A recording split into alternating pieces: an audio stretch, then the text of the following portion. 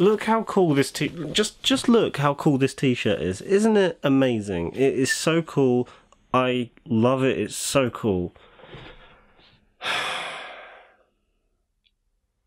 suppose no matter how hard I try, I can't hold this off forever.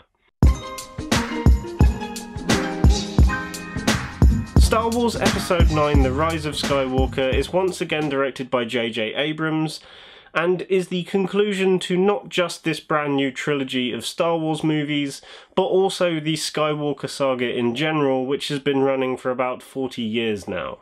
I still love The Force Awakens. It's the movie that properly sparked my love for the series, because beforehand I only liked Star Wars. But after seeing The Force Awakens in the cinema for the first time, I finally got it. It finally clicked, and I understood why everyone loved the series so much, and I instantly fell in love with the series from that point onwards. Then The Last Jedi happened, and even though I still think it is a very entertaining movie to watch, it does have some issues, and some of the choices they went to make I still have mixed feelings on. That being said, I can still happily watch it to this day and find it entertaining and watchable. And then we get to The Rise of Skywalker, which I'm going to be honest is a bit messy, but to be honest, I don't blame it. It had the arduous task, like I said, of ending not just the storyline of this trilogy, but ending the Skywalker storyline as a whole. And that storyline's been running for 40 years. So whatever this movie did to end it all, in the end is never going to please all of the fans. It's going to please some people and piss off others. But it's never going to please everyone, because a story that's been running as long as this one is never going to have a 100% satisfying ending.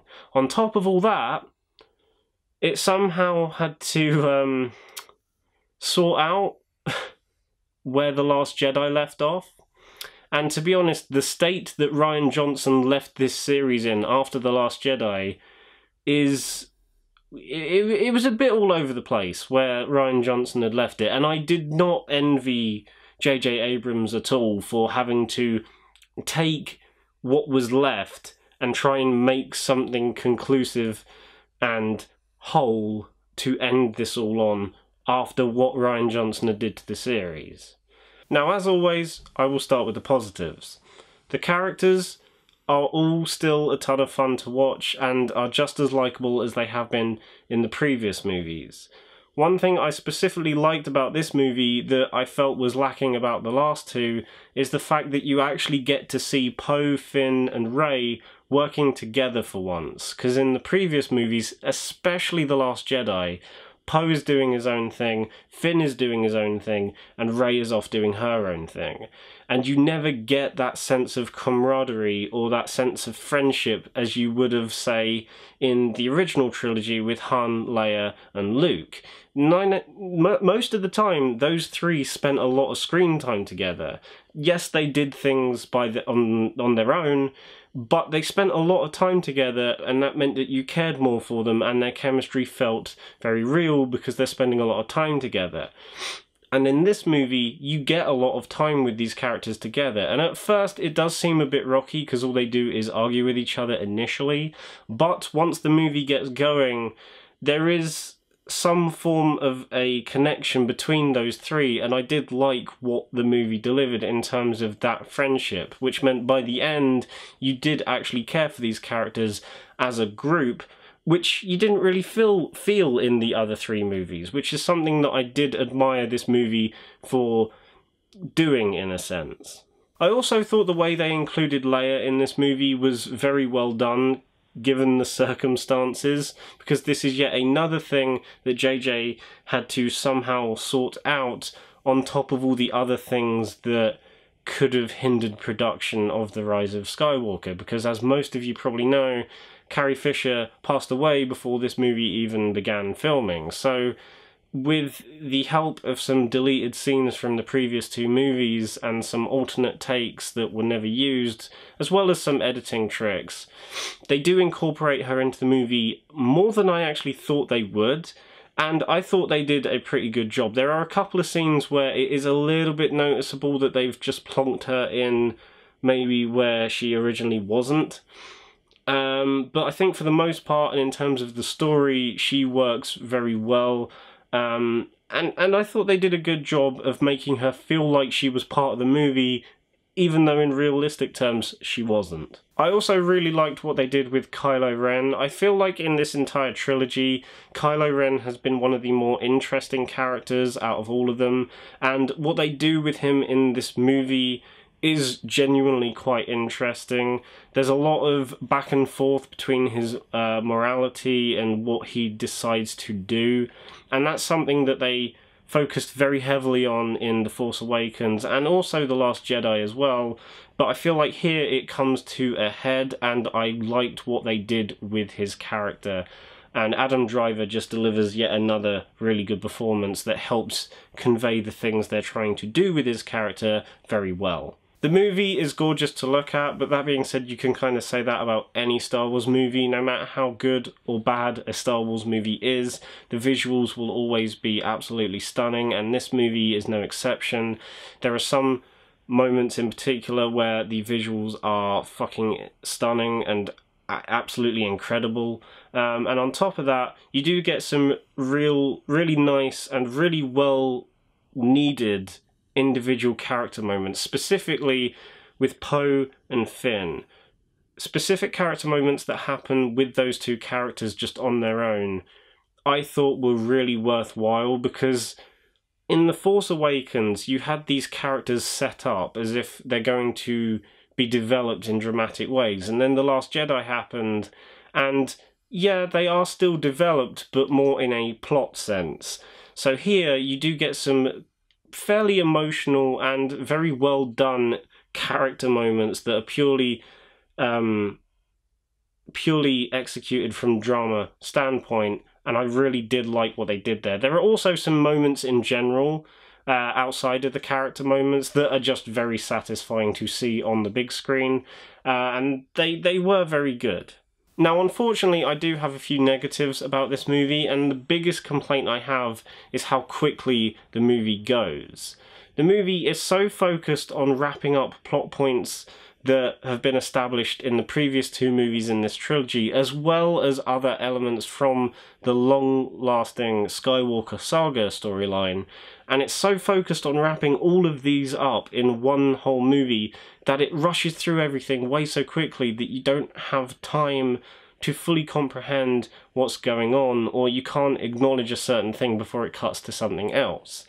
The best example I have of this is that the movie literally just opens in the middle of this scene that you feel like should have had something beforehand. It literally just starts during a specific scene and pretty much is just relentless from there on out. And I just wish they'd taken a little bit of time to slow things down a bit, which is why I appreciate the small, very few character moments you do get in the movie, because they do feel very earned in a sense.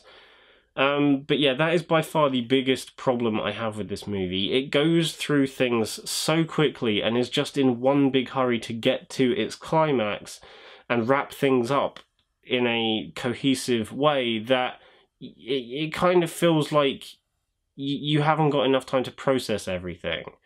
I feel like this movie could have benefited from following in the footsteps of Avengers Endgame. That movie was 3 hours long, yet somehow managed to perfectly pace everything out and never feel cluttered, whilst also wrapping things up in a very satisfying way. The Rise of Skywalker rushes through things so quickly that the pacing takes a back seat, and you do get satisfying conclusions to specific story beats, but if it had just maybe added a few minutes to, a couple of hours to the runtime, and actually taken its time to focus on the things that it's doing, rather than just going, right, we're doing this, then we're doing that, then we're doing that, then I feel like it would have been a better movie because of this. On top of that, the plot itself has so many holes in it that it kind of looks like a block of cheese at this point. Yeah, there are some things that kind of happen just for the sake of the movie to get things done as quickly as it can, that you kind of end up questioning it after you've seen the movie, and you're just kind of like, hang on, go back a bit, that doesn't make sense. Also, and this isn't really a spoiler because he's on the posters and he's in the trailers and he was announced ages ago, but the inclusion of Palpatine in this movie really doesn't make any sense. Now, they do give reasoning for him being here, and in the sense of this trilogy, yeah, I suppose it kind of works for the sake of the film, but when you think about why he's there in regards to all of the movies, then it really doesn't make any sense.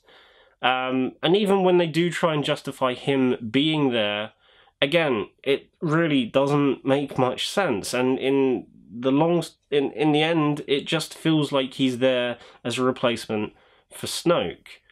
It's almost like J.J. Abrams saw The Last Jedi, saw that they'd killed off Snoke, and was like, ah, fuck,